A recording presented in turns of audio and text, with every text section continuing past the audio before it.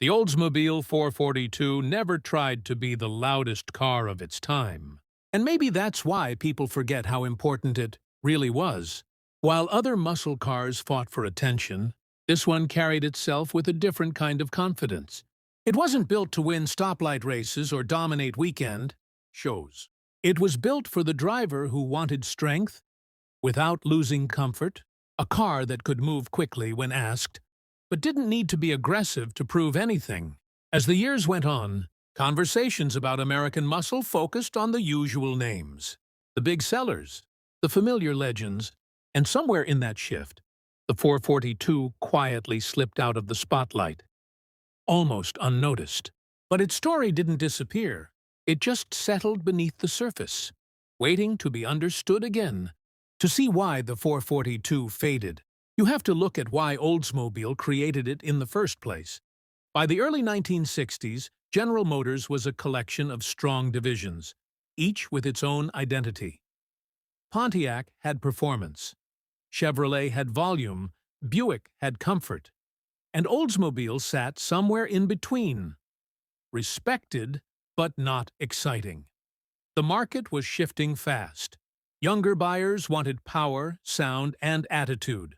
Pontiac answered first with the GTO, and the response surprised everyone at GM. Overnight, performance wasn't a niche anymore. It was the new direction. Oldsmobile didn't have a model built for that kind of attention. Their cars were known for reliability, quiet cabins, and smooth driving. They weren't the brand people associated with speed, but they also weren't willing to be left behind. So instead of trying to copy the GTO, Oldsmobile made a different decision.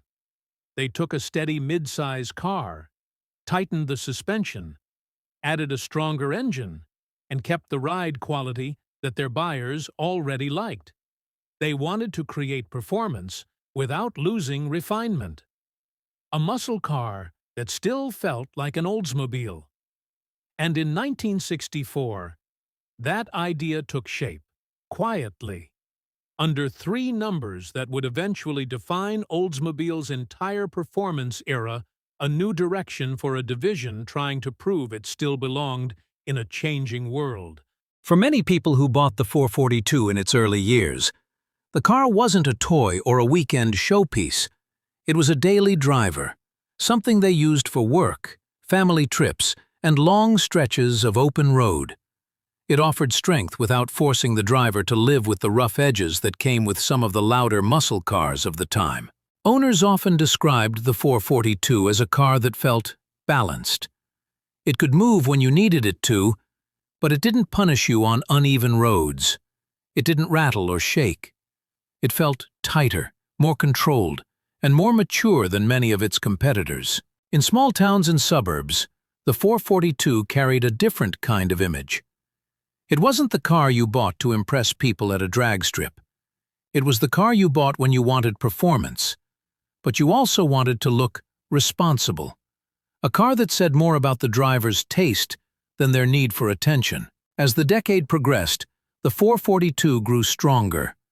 The engines became more capable, and the chassis improvements made it feel even more confident on the road.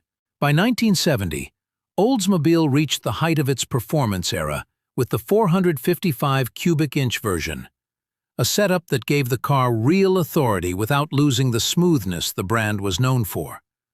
People who owned one still remember that feeling. The sound was deeper, but not harsh. The acceleration was forceful, but never chaotic. It was a machine built for people who appreciated power, but preferred it delivered with composure. The 442 wasn't a rebel of its time.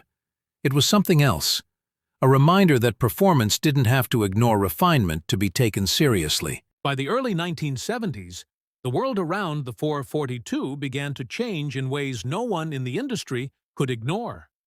Fuel prices rose suddenly, and buyers who once wanted big engines started looking for smaller, more efficient options. The market turned quickly, and the shift hit performance cars harder than anyone expected. Insurance companies added pressure too. High horsepower models became expensive to cover, pushing many buyers away from cars that looked strong on paper.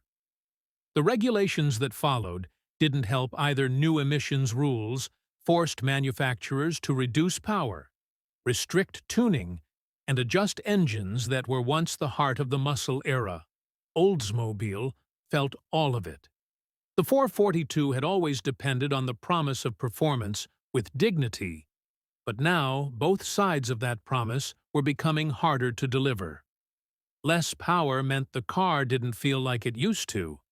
More restrictions meant it couldn't move the way earlier versions did.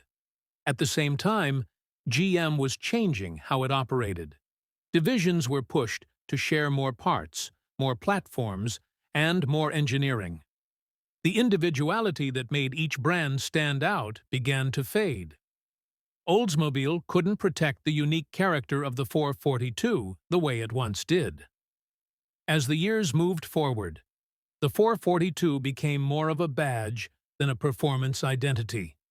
The power dropped, the suspension softened, and the car that once felt balanced and confident started to lose the qualities that made it special in the first place. People noticed. Enthusiasts who once appreciated its quiet strength found themselves looking elsewhere. Not because the 442 had changed overnight, but because every new version felt a little less connected to the one before it. The decline didn't come from a single decision. It came from a series of pressures, economic, regulatory, and internal, that slowly reshaped the car until it no longer represented the idea it started with. Looking back now, the 442 represents something that's easy to overlook. It wasn't just a car with numbers on the fender. It was a moment when a company known for comfort decided to step into performance without losing its identity.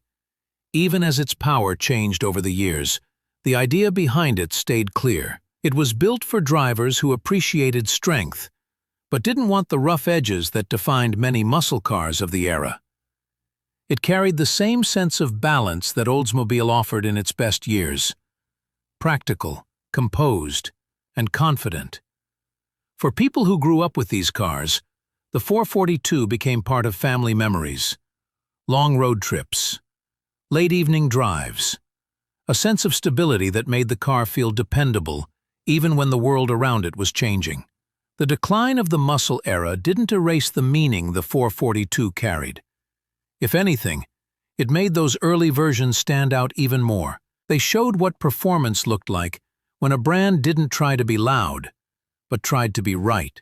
Oldsmobile as a division is gone now, and that adds weight to the story. Machines like the 442 remind us of what the company once aimed for: a blend of comfort and capability that didn't need exaggeration to feel complete. The car didn't vanish because it failed. It faded because the world around it moved in a different direction. And Oldsmobile no longer had the space to build cars the way it once did. But for the people who understand its place in history, the 442 still represents a rare idea: that performance and refinement can exist together, without taking anything away from each other. When people talk about American muscle, most of the attention goes to the familiar names, the cars that sold the most, the ones that created the loudest stories. The 442 rarely appears in those conversations. But that doesn't change what it represented.